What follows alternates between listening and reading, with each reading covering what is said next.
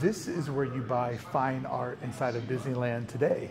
But much like the Grand Canyon, it wasn't always that way.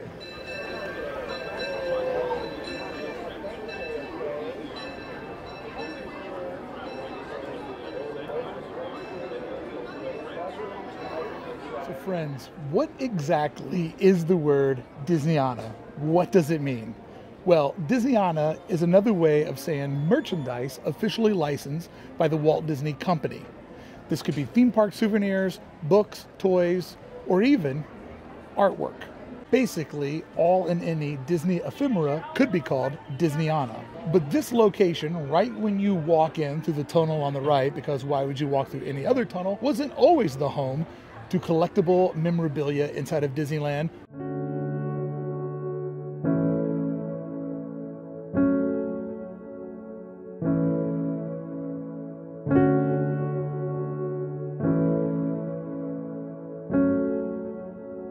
Friends, let's look at the history of art being sold inside of Disneyland, because it wasn't always here. Back in 1955 when the park opened, this was a bank. But let's move on, because today we're not talking about banking in Disneyland, we're talking about a brief history of art being sold inside of Disneyland, which if you think about it, is only fitting because everything here was originally an illustration before it became reality.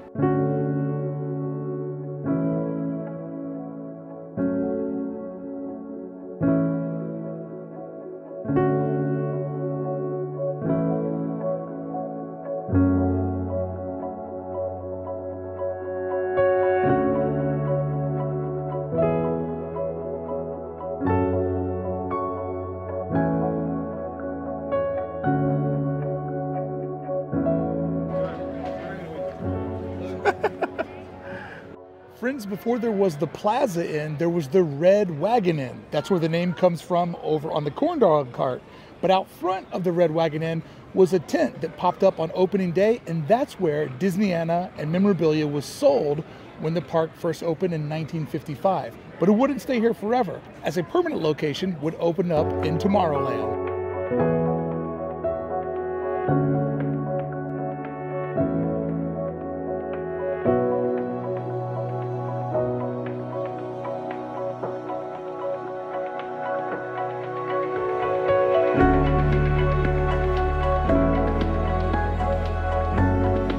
Now, it's a little bit hard to tell from this old park map, but it does appear that somewhere in here was the home for buying art from 1955 to 1966, when the art corner would show up inside of Tomorrowland.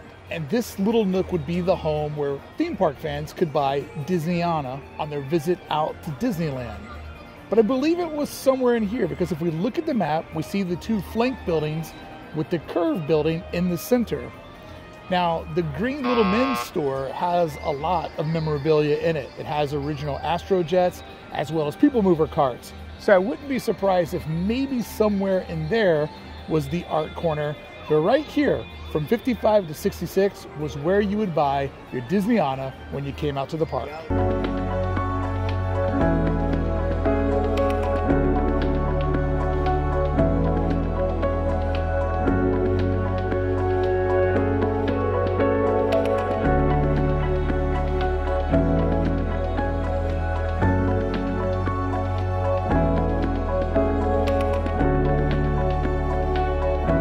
And as many of you may remember, the Disney Gallery was located once above Pirates of the Caribbean.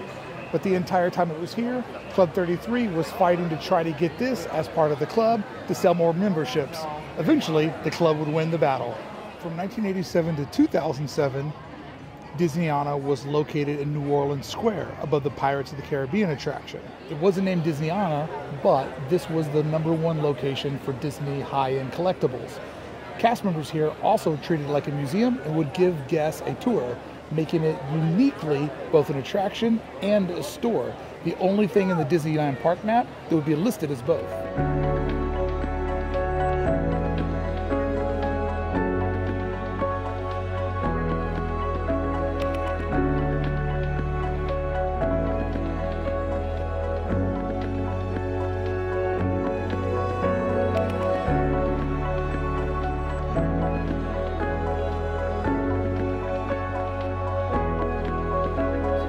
Back in 1955, when the park opened, this was a bank and eventually would also become an annual pass center where guests could re-sign for their annual passes, but also, strangely, do some banking at Disneyland.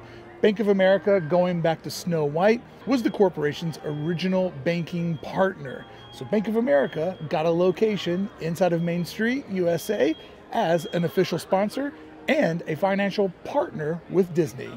And that's why today you still can see the vault inside, as well as the teller station, where yes, real bank tellers used to handle checks, deposits, withdrawals, probably a lot of withdrawals inside of Disneyland.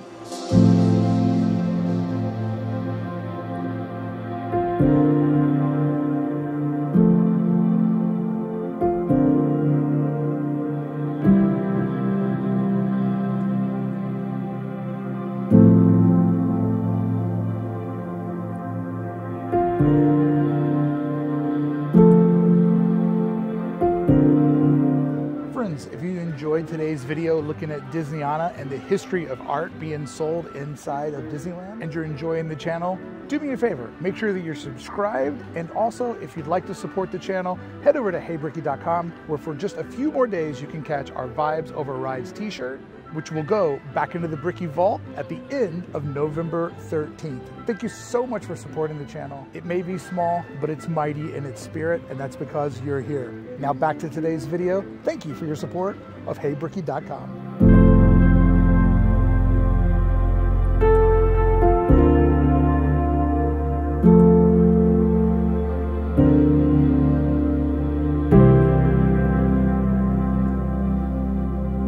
So the Disney Gallery would eventually, in October of 2009, find its way over onto Main Street, USA.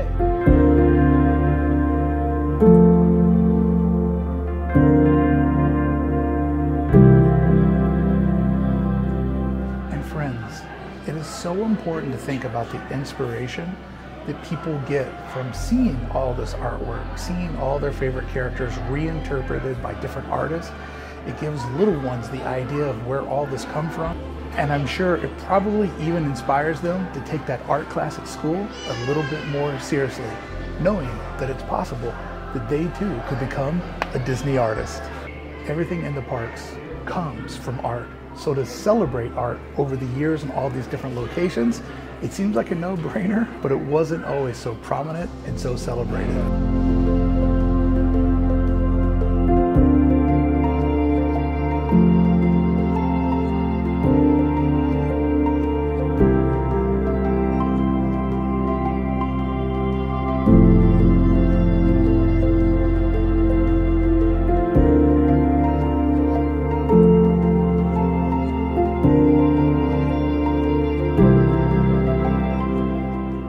But the corner location would become Disneyana, sort of a merger between art gallery and retail shop. You're more than welcome to go in and look at all the original works and reproductions on the wall, but you're also invited to maybe take one of them home if it fits into your price point.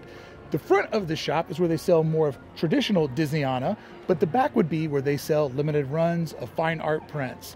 I personally was once an artist for the Wonderground Gallery, so getting to be one of the few people that can say, hey, I was hired to illustrate and make prints for Disney is a huge honor. But taking it up a step even more, being featured in Disneyana actually puts you inside of the berm.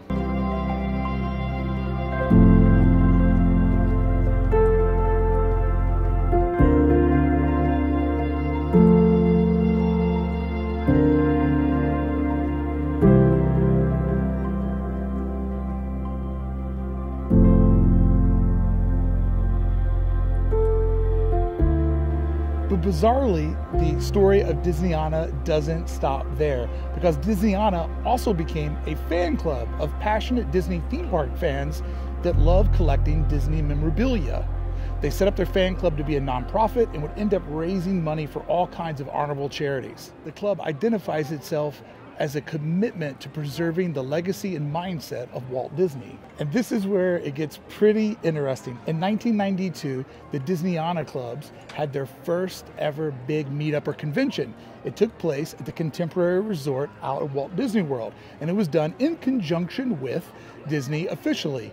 However, this 5-day meetup of crazy Disney fans got bigger and bigger and bigger every year until eventually it became a little bit too big. The event showcased limited edition merchandise, offered VIP tours and let people go in and see the utilidors, featured special guests such as the Mouseketeers, and even had a panel where Admiral Joe Fowler, in his 90s but still sharp as a tack, told all the stories about the hardships of building Disneyland and then repeating that success when he went out to Walt Disney World to be a part of the creative team that would help them build the Magic Kingdom.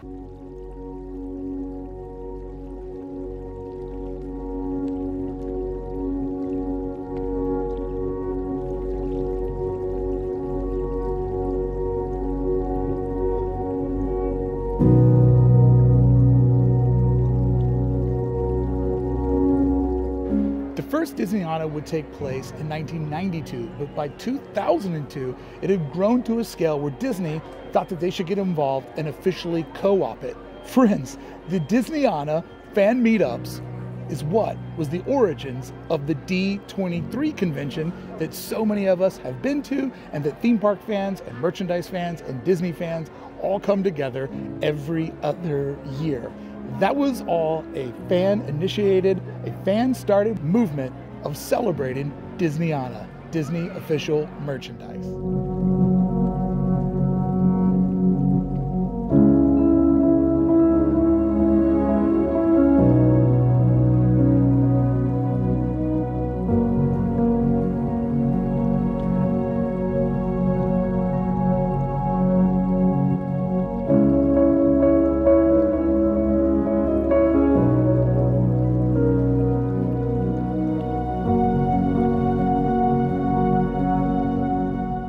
And it's probably pretty hard to quantify all of these different locations, the impact that they've had on so many guests that came inside of the Disney parks, maybe purchasing or maybe just looking at Disney-inspired artwork.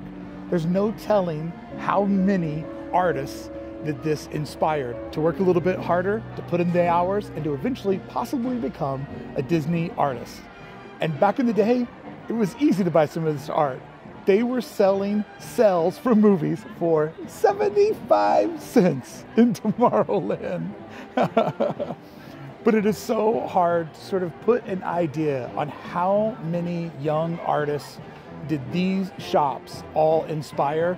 And the fact that D23, a fan event, was actually created by the fans, that's pretty impressive. So Little Disneyana, no longer a bank, but a symbol of how everything grows and scales with imagination, including Disneyland. And it's only fitting that the first thing that you would see when you walk in the gate is a store that sells art, because everything here before it got here was once art and existed inside of someone's imagination.